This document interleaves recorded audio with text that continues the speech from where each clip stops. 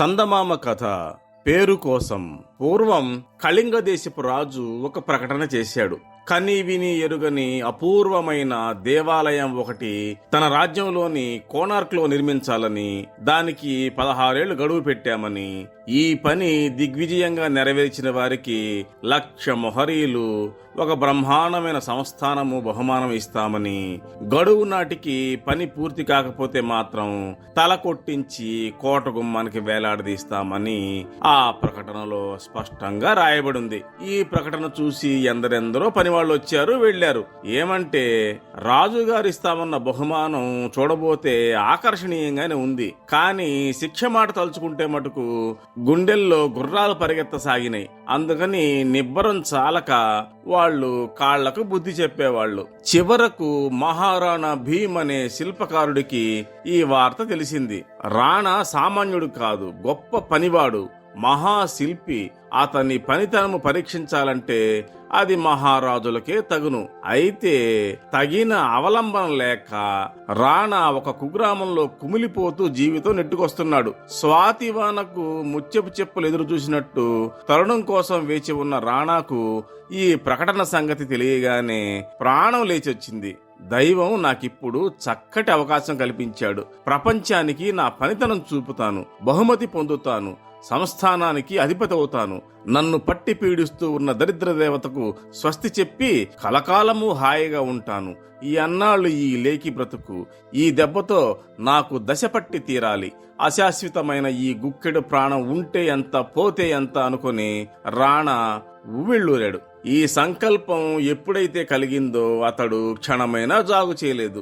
ఇంటి విషయాలను కాస్త కూడా మనసులోకి చొరనేయలేదు. గర్భిణీగా ఉన్న భార్యనైనా తలచలేదు. పెట్టకు తెలియకుండా పోయి కళింగరాజు దర్శనం చేసుకుని తన ఉద్దేశం వెల్లడించాడు. తొందరపడకు, బాగా ఆలోచించుకుని మరీ పనిలో దిగవలసింది అని హెచ్చరించాడు రాజు. ఆలోచించడమే కాదు, నిశ్చయమే చేసుకున్నానని చెబుతూ రాణా తన ప్రజ్ఞకు ప్రతిభకు తగిన తార్కాణాలు చూపించాడు. రాజు సంతోషించాడు. ఇంతవరకు వచ్చిపోయిన వాళ్ల వంటి వాడు కాదు వీడు. వాలకం చూడగా ఆలయ నిర్మాణం సాగించగలవాడుగానే కనబడుతున్నాడు. నేను తలపెట్టిన ఈ ఆలయమే వెలసిన నాడు కళింగ ప్రభువుకి సమానుడు దేశం మొత్తం మీదనే లేడు అనే కీర్తి వచ్చేస్తుంది. ఇంతకంటే నాకు కావలసిందేముంది అని తలచి మనసులో కుతూహలపడ్డాడు. రాజు తలిస్తే కొదమేమిటి గనక చూస్తూ ఉండగానే ఎక్కడెక్కడి వస్తు సామాగ్రి సమకూరింది. వేల కొద్దీ నిపుణులు వచ్చి దిగారు. లక్షల కొద్దీ కూలీ జనం పనిచేయని ఆరంభిస్తే ఆ ప్రదేశమంతా కన్నుల పండుగ కనిపించింది. ఒకటి కాదు, రెండు కాదు, నిండు 16 ఏళ్ల కాలం అయ్యేసరికి రాణా ప్రారంభించిన ఆలయం పూర్తిగా వచ్చింది. 180 అడుగుల ఎత్తున లేచింది ఆ గుడి. ఈ గుడి అన్ని గుళ్ల వంటిది కాదు. దీని చమత్కారం ఏమిటంటే ఇది సుమారు 1 ఫర్లాంగు దూరం వరకు సముద్రంలోకి చొచ్చుకుపోయి సూర్య భగవానుడి వైపు తిరిగి ఉన్నది. అనగా ఉదయాన్నే బాలబానుడు ప్రసరింపజేసే కిరణాలు ముందుగా ఈ గుడి మీద పడి తర్వాతనే లోకంలో వ్యాపిస్తాయన్నమాట. శిఖరమంతా తయారు చేశాడు రాణా. ఇక ఒక్కటే పని మిగిలి ఉన్నది. దీనిని 180 అడుగుల ఎత్తున ఉన్న గుడిపైకి ఎక్కించాలి. ఇది ఎక్కించి అమరిస్తే పని పూర్తయినట్టే. అయితే సుమారు 500 మణుగుల బరువు గల ఆ శిఖరాన్ని అంత ఎత్తుకు తీసుకుపోవడం ఎట్లా? మహాశిల్పి అయిన రాణా భీముకు, అతని కింద పనిచేసే వేల కొద్ది నిపుణులకు ఆలోచన ఏమీ పాలుపోయింది కాదు. అయితే రాజు పెట్టిన 16 ఏళ్ల గడువుకు ఇంకా సరిగ్గా 10 రోజులే వ్యవధి ఉన్నది. కాల ప్రవాహంలో 10 రోజులు అనగా ఎంత? 9 రోజులు ఇట్టే గడిచిపోయినాయి. ఆ మర్నాటితో గడువు తీరిపోతుంది. గడువు దాటిందో రాజు ఎంత మాత్రము కనికరించడు. మహాశిల్పి అయిన రాణా తల తెగిపడి కోట గుమ్మాన్ని అలంకరించవలసిందే. రాజ్యంలో ప్రజలంతా రాణాకు సంభవించబోయే ఈ విపత్తు గురించే చెప్పుకోసాగారు. ఇలా దేశమంతా రాణా గురించి దుఃఖిస్తూ ఉన్న సమయంలో 16 ఏళ్లు నిండని బాలుడు ఒకడు ఆ కట్టడం వద్దకు వచ్చి రాణాతో, అయ్యా, మిమ్మల్ని గురించి, మీరు చేస్తున్న మహత్కార్యాన్ని గురించి విని సంతోషించాను. అయితే మీరు నిర్వహించిన ఈ కార్యము చివరి దశలో నిలిచింది. అందుకని మీకు రాగల విపత్తును గురించి అయ్యో ఏమి కానున్నదో అని దేశం ఉడికిపోతున్నది. ఈ సమయంలో విచారించి ప్రయోజనమేమున్నది? కర్తవ్యం ఆలోచించాలి గాని రాజ ప్రకటన ప్రకారము పని నెరవేర్చి బహుమతులు పొందాలి, కీర్తి ఆర్జించాలి. కనుక నా బుద్ధికి తోచిన ఉపాయం చెప్పి మీకు విజయం చేకూర్చాలనే ఉద్దేశంతో ఇప్పుడు నేను వచ్చాను అనేసరికి రాణా, అతనితో పాటు వేల కొద్ది పనివాళ్లు కూడా ఆ బాలుడి మాటలకు ఆశ్చర్యపోయారు. బాలుని ముఖలక్షణాలు చూసేసరికి రాణాకు హృదయంలో ఒక మెరుపు మెరిసినట్టయింది. విచార రేఖలు తొలగిపోయి ధైర్యము, ఉత్సాహము పుట్టుకొచ్చాయి. వెంటనే ఆ కుర్రవాడు పెద్ద పెద్ద దూలాలు 2 తెప్పించి వాటిని భూమి నుంచి గుడిగోపురం వరకు ఏటవాలుగా అమర్చాడు.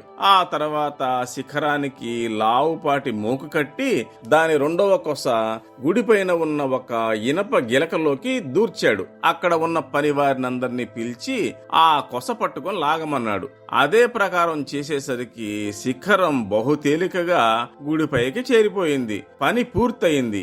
ఆ క్షణం వరకు తన ప్రాణాలు ఎగిరిపోతాయని విచార సముద్రంలో ఉన్న రాణా ఇది చూసి ఉప్పొంగిపోయాడు. అమాంతం వచ్చి ఆ కుర్రవాడిని ప్రేమతో కౌగిలించుకున్నాడు.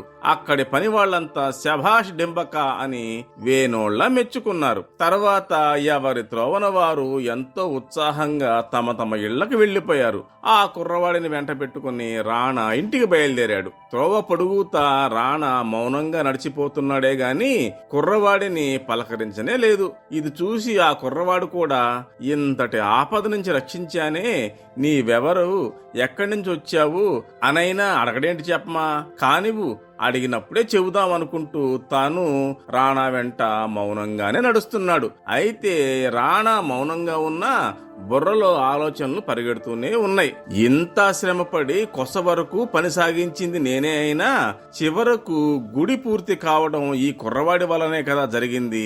ఇతను చూడబోతే మహామేధావిలా కనిపిస్తున్నాడు. ఈ కుర్రవాడిని ప్రాణాలతో ఉంచితే త్వరలోనే ఈ గుడిని మించిన గుడి కట్టవచ్చు. అలా జరిగినట్టయితే నా పేరు ప్రతిష్టలు మంటగలిసిపోక తప్పదు. అందుచేత వీడిని కడతీర్చి తీరాలి అనుకున్నాడు.